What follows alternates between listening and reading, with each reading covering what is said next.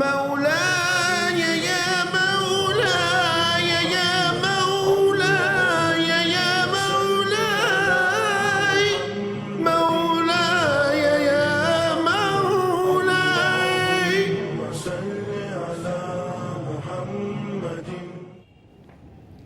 لا حول ولا قوة إلا بالله العلي العظيم. أعوذ بالله السميع العليم من الشيطان اللعين الرجيم. بسم الله الرحمن الرحيم. الحمد لله رب العالمين. الحمد لله الذي لم يتخذ صاحبة ولا ولدا ولم يكن له شريك في الملك ولم يكن له ولي من الذل وكبره تكبيرا. اللهم صل على محمد. هو الله الذي لا إله إلا هو الملك القدوس السلام المؤمن المهيمن العزيز الجبار المتكبر. سبحان الله عما يشركون. هو الله الخالق البارئ المصور له الأسماء الحسنى يسبح له ما في السماوات والأرض وهو العزيز الحكيم. والصلاة والسلام على أشرف الأنبياء والمرسلين سيدنا ونبينا ومولانا أبي القاسم محمد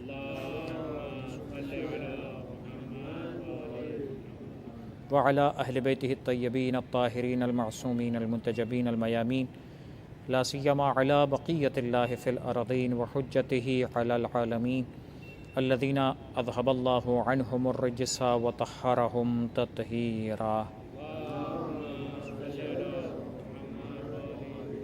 واللعنة الدائمة على أعدائهم أجمعين من يوم ظلمهم وعداوتهم إلى يوم الدين. أما بعد فقد قال الله الحكيم في كتابه الكريم وقوله الحق. بسم الله الرحمن الرحيم. ويل للمطففين الذين إذا اكتالوا على الناس يستوفون. صلوات پڑھیے محمد و آل محمد. اذان محترم، سوروں کے تعارف کے موضوع پر ہماری یہ تیسری گفتگو ہے، اور کل ہم نے مختصر تعارف کے ساتھ سورہ والطارق کا اختتام کیا. آج سورہ مطففین آپ کی خدمت میں پیش کیا جا رہا ہے، اور مختصر صورتوں میں شمار ضرور ہوتا ہے، آیتیں مختصر ہیں لیکن تعداد تھوڑی زیادہ ہے. 36 آیتیں اس کی موجود ہیں اور چھوٹی چھوٹی آیتیں، اور یہ آخری کی اسی ترتیب کے ساتھ جو سورہ والطارق پیش کیا گیا تھا 86واں نمبر تھا، اس کا 83واں نمبر ہے، 83 نمبر سورہ. پروردگار عالم نے اس سورے کے آغاز میں کچھ صورتیں ایسی ہیں کہ جہاں پر ویل کہہ کر خطاب کیا، شروع کیا، ویل لکل ہمزۃ لمزہ. یہاں پر بھی ویل کہہ کر شروع کیا، ویل للمطففین. اب یہ مطففین کیا ہے، ویل کیا ہے؟ ایک جملہ آپ کی خدمت میں عرض کروں کہ ویل استعمال ہوتا ہے ایک طرح سے حسرت کے معنی میں، ایک عجیب سی اس کیفیت کے معنی میں کہ جس میں ایک انسان کی اوپر نفرین کی جا رہی ہو، اس پر افسوس کا اظہار کیا جا رہا ہو، اسے تنبیہ کی جا رہی ہو، اس کے اوپر ویل کا لفظ استعمال کیا. جیسے ایک ویل کا لفظ آپ نے سنا ہوگا، بہت مشہور سورہ ہے، فویل للمصلین. بس ویل ہے ان نماز پڑھنے والوں پر. تو ایک ویل کا لفظ وہاں پہ بھی استعمال پروردگار عالم نے قرآن مجید میں کیا. تو یہ جو ویل استعمال کیا ہے خداوند متعال نے ایک نہیں کئی مقامات پر یہ ویل استعمال ہوا. اسی سورے میں آگے جا کر 10ویں آیت میں ویل للمکذبین بھی استعمال ہوگا، مکذبین کے لیے، جھٹلانے والوں کے لیے. ویل یومئذ للمکذبین، تو وہاں پر بھی یہی ویل کا لفظ استعمال ہوگا. لفظ میں آپ کی خدمت میں عرض کروں تو یہ ویل کا لفظ جس انداز سے رسوائی کے، نفرین کے، حسرت کے معنی میں استعمال ہوتا ہے، اس معنی کے ساتھ ہم مطففین کے معنی بیان کریں گے تو بات سمجھ میں آئے گی کہ یہ کس بارے میں پروردگار، یہ مطفف کون ہے کہ جس کو خدا کہہ رہا ہے کہ حسرت ان لوگوں پر، رسوائی ان لوگوں کے لیے. اور تھوڑا سا اور بعض علماء نے لکھا ہے اس کا ترجمہ اس انداز سے کہ ان کے اوپر لعنت ہو، یعنی وہ ایسے ہیں کہ جو رسوا ہیں، ذلیل ہیں، بالکل جو اپنی حیثیت سے گرے ہوئے. ویل کا لفظ استعمال کیا. بس یہ جو ویل کا لفظ استعمال کیا عجیب جملہ ہے جس کے لیے میں ساری تمہید بیان کر رہا ہوں. پانچویں امام محمد باقر علیہ الصلوۃ والسلام کا کہ قرآن مجید اگر کسی جگہ ویل کا لفظ استعمال کرتا ہے تو کیا کس کس کے لیے استعمال کیا. میں نے 2-3 مثالیں آپ کے سامنے رکھی ہیں. تو یہاں جو مطفف کے لیے آیا وہاں مسلین کے لیے آیا, اسی سورہ میں مکذبین کے لیے آئے گا, اور اسی طرح سورہ مرسلات کے اندر اسی ایک سورہ کے اندر 10 سے زیادہ مقامات پر یا 10 مقامات پر وہی آیت سیم ریپیٹ ہوئی ہے کہ اس دن کے جھٹلانے والوں پر ویل ہو. تو یہ ویل کا لفظ. پانچویں امام کو جملہ ہے لم یجعل الویل لأحد حتی یسمیہ کافرا. پروردگار عالم جس کے لیے ویل استعمال کرتا ہے نا وہ اس کے لیے استعمال کرتا ہے جسے وہ کافر کہتا ہے, یعنی کم سے کم کافر کی کیٹیگری میں ڈالتا تو ویل استعمال کرتا ہے اس کے لیے. اور پھر مولا نے یہ جملہ استعمال کرنے کے بعد, یہ حدیث بھی کافی کی حدیث ہے, جملہ استعمال کرنے کے بعد مولا وہ آیت مبارکہ پڑھتے ہیں فویل للذین کفروا, ویل ہے ان لوگوں کے لیے کہ جو کفر کرتے ہیں, کافر ہیں. اور اس کے بعد مولا نے اس آیت کو استشہاد کے طور پر پیش کیا. تو ویل سمجھ میں آیا کتنا گہرا ہے, کتنا سخت لفظ ہے ویل. اب یہ ویل استعمال ہوا ہے ہماری اس سورہ مبارکہ کے اندر. اسٹارٹ ہوتی ہے بات ویل للمطففین. پروردگار مطفف کہتے ہیں کمی کرنے والے کو, چھوٹی چوری کرنے والے کو, تھوڑا سا بچا کے کم کرنے والے کو. عام طور پر یہ استعمال ہوتا ہے, جو آگے کی آیت کے اندر بھی اشارہ ہے کہ جو ناپ تول میں کمی کرتا ہے نا اس کو کہتے ہیں مطفف. وزن کر کے بیچ رہا ہے, گن کے بیچ رہا ہے, پیمانے کے ساتھ بیچ رہا ہے. تو یہ جو کاروبار کے اندر کم زیادہ کرتا ہے نا انسان, کہ خود جب لے رہا ہے تو پورا لے گا, دوسرے کو دے گا تو تھوڑا سا کاٹ کے, تھوڑا سا کم, تھوڑا سا ہلکا. یہ جو مال انسان بیچتا ہے یعنی تجارت کے اندر یہ جو کمی کرتا ہے, پروردگار ایسے انسان کے بارے میں, ایسے لوگوں کے بارے میں کہتا ہے ویل للمطففین, ویل ہو ایسے لوگوں پر کہ جو ناپ تول میں کمی کرنے والے ہیں. اور یہاں پر ایک جملہ کہوں جو میں نے کل بھی اشارہ کیا تھا, آج اس کی وضاحت اس پورے سورے کے اندر. اچھا یہ صرف ایک لفظ کہہ کر پروردگار بات کو مکمل نہیں کر رہا, یہ بھی پوری بحث اس پہ چلائے گا. یعنی یہ پوری وضاحت کے ساتھ یہ بات آئے گی کہ یہ مطفف کیا کرتا ہے اور اس کو کیا سوچنا چاہیے, اس کے لیے کیا پروردگار کہتا ہے. یہ پوری بات اس سورہ مبارکہ کے اندر پروردگار عالم نے ایک طرح کا پورا خاکہ پیش کیا ہے کہ مطفف کیا. مطفف کہہ کر آپ کو ایک بات تو سمجھ میں آئے کہ اس کا معاملہ ہے تجارت کے ساتھ, اس کا متعلق ہے تجارت, یعنی انسان کا کام کاج. جو چیز دین کے اعتبار سے ایک مومن, ایک مسلمان, ایک پروردگار کی توحید کا اقرار کرنے والا, ایک رسول خدا صلی اللہ علیہ وآلہ وسلم کی رسالت پر ایمان رکھنے والا, یہ سورہ جب نازل ہوا تھا, نازل ہونے کے اعتبار سے بھی ایک ملتا ہے کہ جب رسول مدینہ آئے تھے نا, رسول مدینہ میں آنے کے بعد دیکھا کہ لوگ ناپ تول میں بڑی کمی کرتے ہیں. یہ اس طرح کی حرکتیں وہاں بہت ہو رہی تھیں. جب یہ سورہ نازل ہوا, رسول خدا صلی اللہ علیہ وآلہ وسلم نے پیغام پہنچایا, پھر یہ آہستہ آہستہ چیز میں کمی واقع ہوئی. تو یہ ایک پروردگار عالم نے اچھی صفت کا تذکرہ فرمایا کہ یہ چیز بری ہے, اتنی بری ہے کہ پروردگار ویل کرتا ہے. ایک دوسرا, کیا دین ہمارا صرف ان چیزوں کا نام ہے کہ جس کو ہم پرسنلی عبادات جو ہمارے اور خدا کے درمیان ہے, ان عبادت کا نام فقط دین ہے؟ اگر کوئی کہتا ہے میں مسلمان ہوں تو مسلمان ہونے کا نشانی کیا؟ کہ میں روزہ رکھتا ہوں. مسلمان ہونے کی نشانی کیا؟ کہ میں نماز پڑھتا ہوں تو میں مسلمان ہوں, نہیں پڑھتا ہوں تو کوئی مجھے کچھ اور کہے گا. تو کیا یہ فقط انسان اور پروردگار کے درمیان کی عبادتیں ہی دین کو مکمل کر دیتی ہیں؟ دین مکمل نہیں ہوتا یہاں پہ. اگر یہ دین یہاں مکمل ہو جاتا تو پروردگار اتنے سخت الفاظ کے ساتھ یا آخری صورتوں میں تو خاص طور پر ان تمام چیزوں کو فوکس کر کے نہیں کہہ رہا ہوتا کہ تم کیا کر رہے ہو. اور اس کے بارے میں جملہ آگے استعمال کرے گا قرآن مجید کہ ایسا کام کرنے والے کا مطلب یہ نہیں ہے کہ اس کے کام میں صرف کمی ہے, اس کے کام میں کچھ کجی ہے, یا اس کو صرف ڈیلنگ کے اندر کوئی نقصان ہے. صرف ڈیلنگ کا نقصان نہیں ہے. اس کا مطلب اس کا عقیدہ ہی خراب ہے، اس کا مطلب اللہ پہ ایمان ہی نہیں لایا، اس کا مطلب یہ کہ وہ آخرت پر یقین ہی نہیں رکھتا، اس کو نہیں پتہ آخرت میں جواب دینے کا، اس کو نہیں پتہ کہ آخرت میں پروردگار پوچھے گا بھی کہ یہ تھوڑا تھوڑا بچا کے کیا کیا تم کو خدا کا خوف نہیں تھا؟ یعنی وہ قیامت پر یقین جو ایک اسلام کی، مسلمان کے ایمان کی بنیاد ہے، اس چیز کی گرفت اور اس چیز کے بارے میں پروردگار کہتا ہے کہ یہ وہاں جا کر رکتا ہے۔ معاشرہ ہمارا جس انداز سے چل رہا ہے کہ ہم ظاہری چیزوں کو فقط دین سمجھتے ہیں، ایسا نہیں ہے۔ کسی معاشرے کے بارے میں ہم کسی کی دینداری کا فیصلہ اس لیے کرتے ہیں کہ نماز پڑھے تو دیندار ہو، نہ پڑھے تو دیندار نہیں۔ دین نظام زندگی کے اوپر بھی اسی طرح سے اپلائی ہوتا ہے، اسی طریقے سے ہماری زندگی کے امور کو بدلتا ہے اور ہمارے پورے لائف سائیکل کو چینج کر دیتا ہے، اس کا نام ہے دین۔ بس پروردگار کہتا ہے کہ یہ متفف، اس کے اوپر تو ویل ہے۔ اچھا کیا مطلب؟ ہوتا کیا ہے، کرتا کیا ہے؟ کہ الذین اذا اکتالوا علی الناس یستوفون، کہ یہ بندہ جب دوسروں سے کوئی چیز لیتا ہے تو پورا پورا وصول کرتا ہے، اس پہ تو 1 انچ نہیں چھوڑتا، اس پہ تو 1 گرام نہیں چھوڑتا، پورا پورا جتنا ہے وصول کرے گا۔ 5 گرام میں بھی 1 کلو میں کم ہوگا تو بولے نہیں تھوڑا ڈالو، حالانکہ فرق کچھ نہیں پڑنے والا، لیکن وصول کرنے میں پورا ہے۔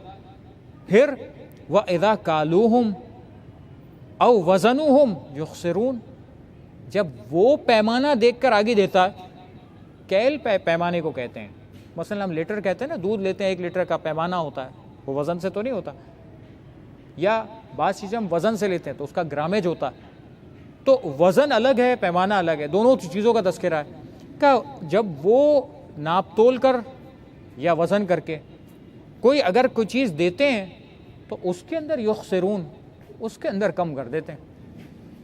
تو خود وصول کرو تو انچ وصول کرو، دوسرے کو دو تو کم کر کے دو۔ کہ یہ پروردگار عالم کہتا ہے کہ یہ ہے متففین کرنے والا، یہ متفف ہو، یہ انسان ہے۔ اگلی آیت پروردگار کہتا ہے، اب میں بہت جلدی بڑھوں تاکہ خاکہ سمجھ میں آئے، خود قرآن کہہ رہا ہے، الا یظن اولئک انہم مبعوثون، کیا اس کو نہیں پتا، اس کو یقین نہیں ہے کہ قبر سے اٹھ کو اس کو بھی اٹھنا ہے یا نہیں اٹھنا؟ قبر سے اٹھ کے سوال اس کا بھی ہونے کا کہ نہیں ہونے کا؟ پروردگار کیا یہ لوگ نہیں سوچتے کہ وہ اٹھائے جائیں گے؟ کیا ان کو نہیں اٹھنا ہے؟ اور اٹھنا ہے تو پھر جواب کیا دیں گے؟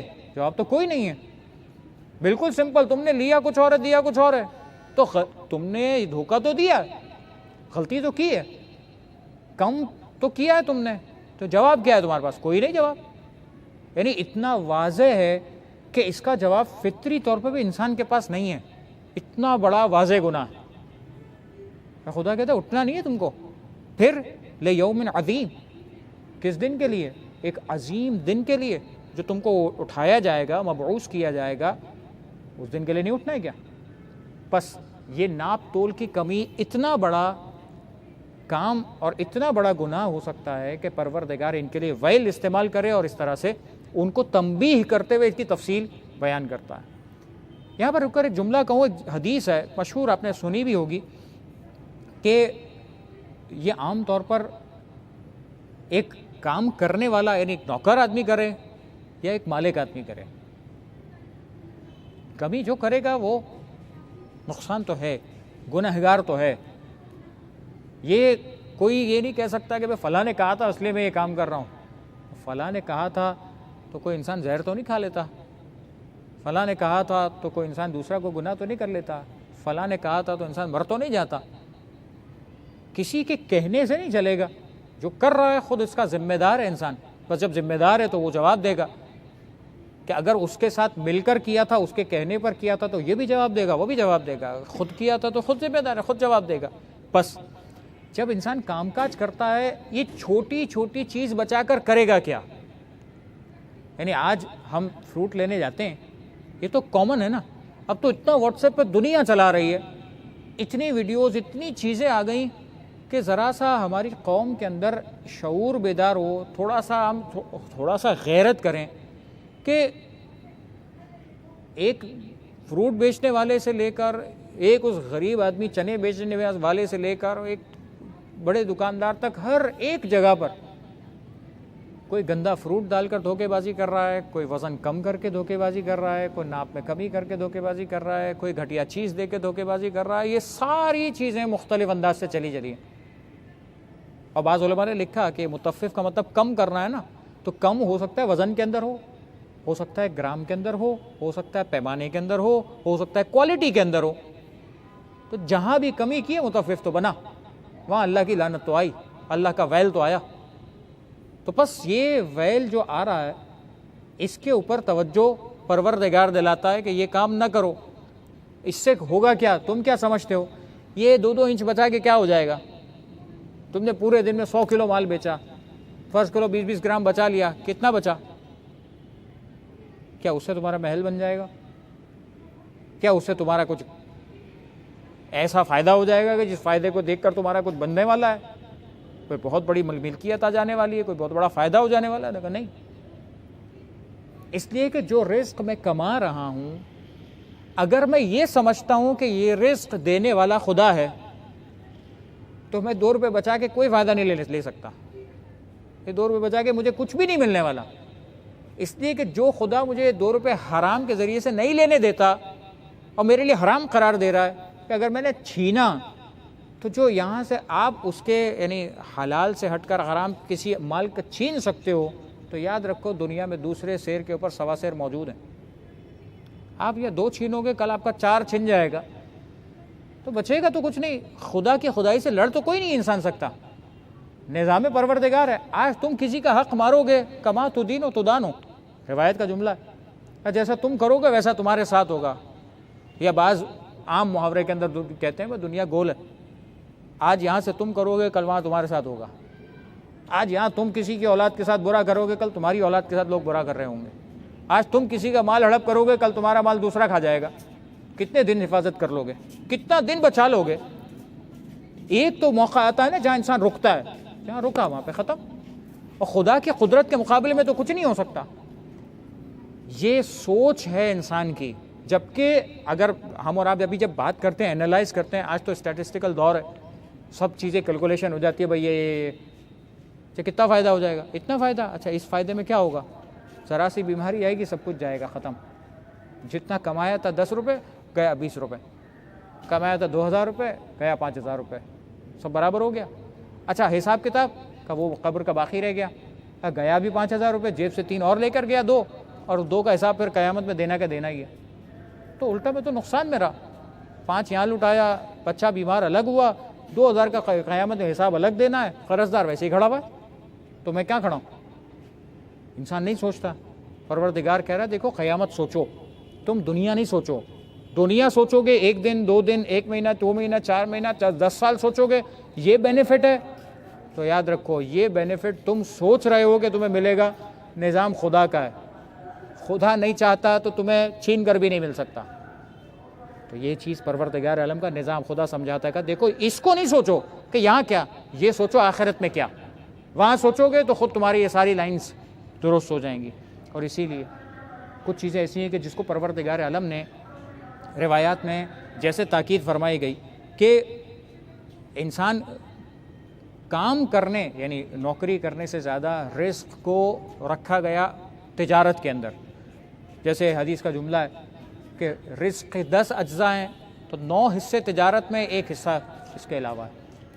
تو انسان جو خود تجارت کرتا ہے، خود کام کاج کرتا ہے، خود یہ تمام چیزیں کرتا ہے، اس کے اندر پروردگار عالم نے یہ رزق کا بندوبست رکھا ہے. کام کاج کرنا انسان کے اختیار میں ہے، وہ کرے. برکت دینا، اسے باقی رکھنا، اسے پھلتا پھولتا باقی رکھنا، یہ خدا کا کام ہے. ممکن ہے 10,000 روپے آئے جھٹکے میں چلے جائیں، ممکن ہے 2 روپے آئے 2 روپے پورا مہینہ چلے. اس لیے کہ وہ 2 روپے پروردگار برکت ڈالے گا تو کوئی فالتو جگہ پہ جائے گا نہیں. پتہ ہے خدا نے حلال کا دیا ہوا ہے. سورہ مطففین کا جو فائدہ میں نے شروع میں ذکر نہیں کیا، اب ذکر کر رہا ہوں. یہ جو انسان سوچتا نا کہ یہاں مل جائے تھوڑا فائدہ ہو جائے، مطففین سورہ کا پڑھنے کا فائدہ یہی ذکر کیا گیا کہ اگر کسی خزانے پر پڑھ دیا جائے نا، خزانہ محفوظ ہو جاتا ہے، اس کے اوپر آفت نہیں آتی. یہ سورہ پڑھ دو ہو جائے گا کام.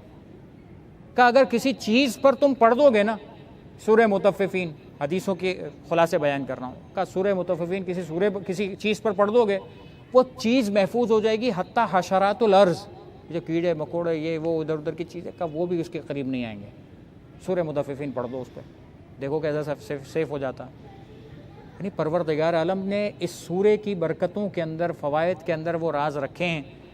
اس کو پڑھ کر اتنا فائدہ ہے تو عمل کر کے پھر کتنا فائدہ ہے کہ انسان سوچ بھی نہیں سکتا. فرمایا یوم یقوم الناس لرب العالمین, چھٹی آیت کا وہ جو یوم عظیم میں تم کو اٹھانا ہے, تم کو یاد ہے کہ وہ اٹھنا بھی ہے, جواب بھی دینے کا ہے, جواب وہاں بھی اٹھائے جاؤ گے. کہا اٹھائے جاؤ گے تو وہ دن کون سا ہے؟ کہا یوم یقوم الناس لرب العالمین, عالمین کے پالنے والے کے سامنے لوگوں کو اٹھا کر لایا جائے گا, کسی عام بندے کے سامنے نہیں لے جائے گا. بعض اوقات انسان سوچتا ہے نا بھائی بچے نے برا کام کیا, کیا ٹیچر کے پاس لے جائیں گے, کلاس ٹیچر, اچھا کلاس ٹیچر کے پاس نا, کلاس ٹیچر ہمارے ہیڈ ماسٹر کے پاس لے جائیں گے, تھوڑا بڑھ جاتا ہے. اب پرنسپل کے پاس جائے گے, پھر بڑھ جاتا ہے. یہ انسان کے خوف میں اضافہ کرتا ہے کہ کس کے پاس جا کے مجھے جواب دینا ہے, کہاں جا کے ڈیفینڈ کرنا ہے. پروردگار کہتا ہے یوم یقوم الناس لرب العالمین, کسی اور کے سامنے نہیں اٹھائیں گے, جس کی تم نے چوری کی ہے اس کے سامنے بھی نہیں کھڑا کریں گے, اس مالک کے سامنے کھڑا کریں گے کہ جس کا وہ بندہ تھا. عالمین کا پالنے والا ہے, اس کے سامنے لا کے کھڑا کریں گے کہ تم کو عالمین کے پالنے والے پہ بھروسہ نہیں تھا, جو تم نے اتنی چوری کی, جو اتنا مال دوسرے کا روک کے رکھا, اتنا کر کے دوسروں کو نقصان پہنچایا. پروردگار عالم نے یہ جملہ استعمال فرمایا. اب اس کے بعد ایک اور حدیث آپ کی خدمت میں عرض کروں, صلوات پڑھ دیجئے محمد و آل محمد.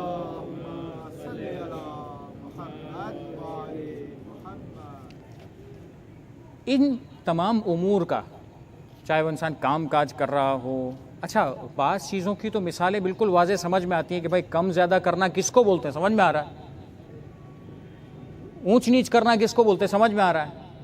لیکن بعض معاملات ایسے ہیں جن کو پروردگار نے کہا یہ معاملہ حلال ہے, یہ معاملہ حرام ہے. وہ معاملہ کیسے سمجھ میں آئے گا؟ اس میں تو میں کوئی چیز تو کوئی لائیولی ایسا نہیں ہے کہ یہ چیز خریدی, مثال کے طور پہ یہ 5 گرام تھی, میں نے 5 گرام کا 5 گرام دے دیا, لیکن 5 گرام کا 5 گرام دے دیا مثلا, یا کوئی اور چیز کے بدلے میں کوئی اور چیز دے دی. تو پروردگار عالم نے تجارت کا ایک اصول رکھا ہے, لین دین کا ایک نظام بنایا ہے, جس کو ہم کہتے ہیں وہ فقہ یا وہ مسائل کہ جس کے ذریعے سے انسان لین دین کرنا حلال اور لین دین کے حرام کے مسائل بیان کیے ہیں. اچھا وہ بھی امپورٹنٹ ہے. کیوں امپورٹنٹ ہے؟ اس لیے امپورٹنٹ ہے کہ اس کے مطابق تم نے اگر کم زیادہ کر دیا, تم تو سمجھ رہے ہو میں تو سیدھا سیدھا چل رہا ہوں, سیدھا سیدھا نہیں چل رہے ہو. تم سمجھ رہے ہو کہ سیدھا سیدھا چل رہے ہو, قانون پروردگار تم نے سیکھا ہی نہیں تھا.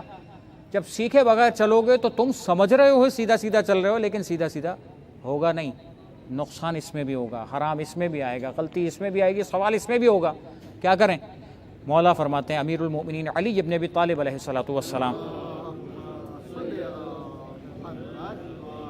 یہ بھی الکافی کی حدیث, فرمایا یا معاشر التجار, اے تجارت کرنے والوں, اے کاروباریوں, مولا فرما رہے ہیں الفقہ ثم المتجر, پہلے فقہ سیکھو, پہلے مسائل سیکھو, پہلے دیکھو کیا صحیح کیا غلط, کیا میں خرید سکتا ہوں نہیں خرید سکتا ہوں, کیا میں کتنے کا خرید کے کتنے کا بیچ سکتا ہوں, کیا میں کتنے معاملات کس انداز سے کر سکتا ہوں, قرض کہاں صحیح ہے کہاں صحیح نہیں ہے, معاملات پہلے سیکھو, بعد میں تجارت کرنا.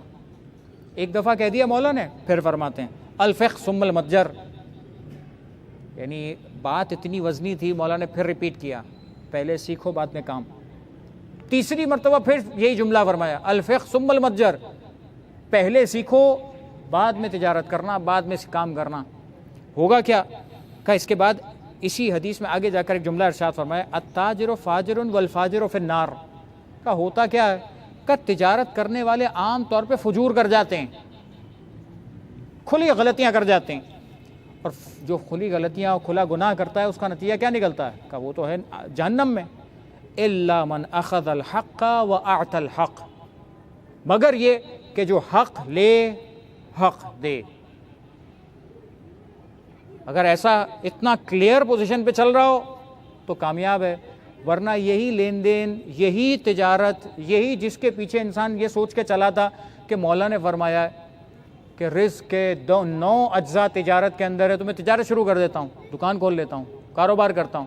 کاروبار کرنے گیا بیچارہ، سیکھے بغیر کاروبار کرے گا تو حرام میں پڑنے کا اندیشہ رہے گا. رسول خدا صلی اللہ علیہ وآلہ وسلم کا ایک جملہ ہے، اور آج میں یہاں پر گفتگو کو روکتا ہوں. یہ 5 چیزیں فرمایا، 5 کے مقابل میں 5 ہیں. اگر یہ 5 ذہن میں رہ جائیں، بہت ساری چیزیں اینالائز کرنا سمجھنا آسان ہو جائیں گی. جلدی جلدی میں بیان کر دیتا ہوں. پہلی چیز عہد شکنی، یعنی وعدہ توڑنا. اور تم وعدے توڑو گے تو یاد رکھو دشمن تمہارے اوپر سوار ہو جائے گا. وعدہ توڑنا کہاں، دشمن کی سواری، دشمن کا مسلط ہو جانا کہاں. تم وعدے توڑنا شروع کرو گے نا، یہ مت سوچنا کہ آج اس کو دھوکہ دے دیا، آج اس سے کہا تھا چلے گا، اس کو بول دیا چل جائے گا. تم نے وعدہ توڑنا شروع کیا کہ یہ وعدہ خلافی وہ امر ہے کہ جس کا نتیجہ یہ ہے کہ دشمن تمہارے سر پہ سوار ہو جائے گا، مسلط ہو جائے گا تمہارے اوپر. کون انسان چاہتا ہے کہ میرے سر پہ میرا دشمن آ کے سوار ہو؟ دوست کی سواری نہیں پر برداشت ہوتی. دوست 2 سوال زیادہ کر لے تو انسان سے برداشت نہیں ہوتا.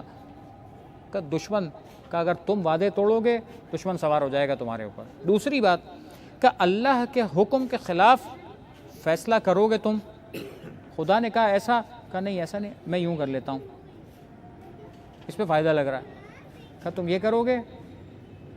خدا نے کہا کمی نہیں کرو، کمی کر کے سمجھتے ہو کہ فائدہ ہو جائے گا. خدا نے کہا یہ کام نہیں کرو، یہ کر کے تم کو لگتا ہے فائدہ ہو جائے گا. کہا یہ کام کرو، کیا ہوگا؟ کہا تنگ دستی تمہارے پاس آ جائے گی، ہاتھ تنگ ہو جائے گا. اتنا آنے کے بعد بھی پریشان کا پریشان. میں نے واقعاً کئی لوگوں کے قصے سنے اپنے ان گنہگار کانوں سے. کروڑوں روپے ہونے کے باوجود، اچھے گھر، اچھی گاڑیاں، اچھی جاب ہونے کے باوجود پریشان. یہ ہے مولانا، یہ ہے مولانا، وہ ہے، وہاں پھنس گئے، اس کا وہ ہو گیا، اس کا وہ ہو گیا، اس کا وہ ہو گیا، ہاتھ تنگ ہے، یہ ہو گیا وہ. بابا اتنا تمہارے پاس ہے، سب بیچ کر اگر صرف اکاؤنٹ میں رکھ کے کھانا شروع کرو تو تمہاری زندگی اس میں گزر جائے گی. ایک انسان کتنا کھاتا ہے، کتنی ضرورت ہے اس کی، کتنا اس کی بیسک نیڈ ہے. جتنا تمہارے پاس ہے اتنا بیچ کر بھی، بغیر کام کیے بغیر صرف پروردگار کی عبادت کرو تب بھی تمہاری زندگی گزر جائے. کتنے سال کی زندگی ہے؟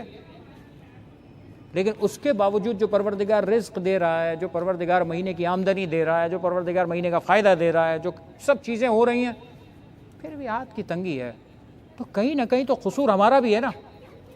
کہیں نہ کہیں تو گڑبڑ کر رہے ہیں کہ جس کی وجہ سے آنے کے باوجود بھی ہمارا نہیں ہے. یعنی میرا ہونے کے باوجود جس کو میں میرا سمجھ رہا ہوں وہ میرا نہیں ہے. تو اور کیا مصیبت ہو اس سے بڑی. کہ تنگ دستی آئے گی، حکم خدا کے خلاف جاؤ تنگ دستی آئے گی. تیسری بات کہ فحش کام جب بھی بڑھتے چلے جائیں گے، جب بھی فحشیات بڑھتے چلے جائیں گے، گناہ اس طرح کے فحش گناہ بڑھتے چلے جائیں گے، کیا ہوگا؟ کہ اس کا نتیجہ یہ ہے کہ موت بہت عام ہو جائے گی. ٹھکا ٹھک لوگ مریں گے، موت اچانک سے آنا شروع ہو جائے گی، بہت سامنے سے موت نظر آ رہی ہوگی. کہ فحش بڑھے گا، موت آئے گی، عام موت سمجھ میں آئے گی، سامنے کی موتیں نظر آ رہی ہوں گی. کہاں فحش کہ جو انسان کی لذت جس سے وابستہ ہوتی ہے نا، خواہش وابستہ ہوتی ہے، نفس خوش ہو رہا ہوتا ہے.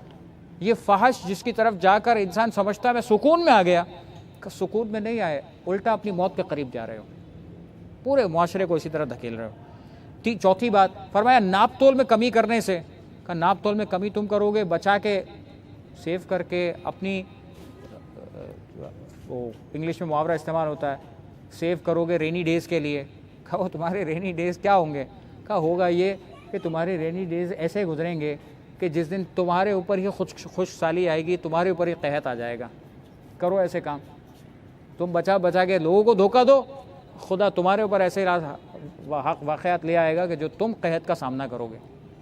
پھر کیا؟ اچھا خاصا سیدھا مل رہا تھا، انسان نے ہوشیاری کر کے اپنا ہی رزق بند کروایا. پانچویں چیز فرمایا زکوٰۃ نہ دینے سے. زکوٰۃ نہیں دو گے، یعنی جو غلہ تم اگاتے ہو، زکوٰۃ کا متعلق تقریباً وہ چیزیں کہ جو غلہ اگاتے ہو زمین سے، تو پروردگار نے ذمہ داری رکھی ہے نا بھائی زکوٰۃ ادا کرو، اس کا جو حق ہے غریبوں کو، فقیروں کو، جو مسکینوں کو ادا کرو۔ جب تم کو غلہ دیتا ہے خدا، زمین کی برکتیں دیتا ہے، تو جو زکوٰۃ کا حق ہے وہ ادا کر دو۔ اگر تم زکوٰۃ روکو گے تو زمین چلتی ہے کس پر؟ اس برکت پر جو بارش کے پانی سے اس کے اوپر آ رہی ہوتی ہے۔ کہ پروردگار بارش روک دے گا، اٹھاؤ، کتنی زمین سے اٹھاؤ گے؟ نکالو زمین سے، کیا نکال سکتے ہو؟ تم سمجھتے ہو کہ زمین سے تم اگاتے ہو، تم نہیں اگاتے ہو، تم تو بیج ڈالتے ہو، اگاتے ہم ہیں۔ پروردگار کی قدرتیں اس انداز سے، رسول کی حدیث کا یہ خلاصہ تھا، بحر الانوار کی حدیث تھی، تفسیر الکشاف میں بھی ذکر ہوئی کہ جہاں پر ان 5 کے مقابل میں 5 چیزوں کو ذکر کیا گیا۔ پروردگار سے دعا کرتے ہیں کہ مالک تجھے واسطہ محمد و آل محمد کا، دین اہل بیت کو سیکھنے، سمجھنے، اس پر عمل کرنے کی توفیق عطا فرما۔ پروردگار تجھے واسطہ محمد و آل محمد کا، قرآن مجید کی تلاوت کرنے اور اس کے پیغامات پر عمل کرنے کی ہم سب کو توفیق عطا فرما۔ پروردگار زمانے کے امام کے ظہور میں تعجیل فرما، ہم سب کو ان کے اعوان و انصار میں شمار فرما۔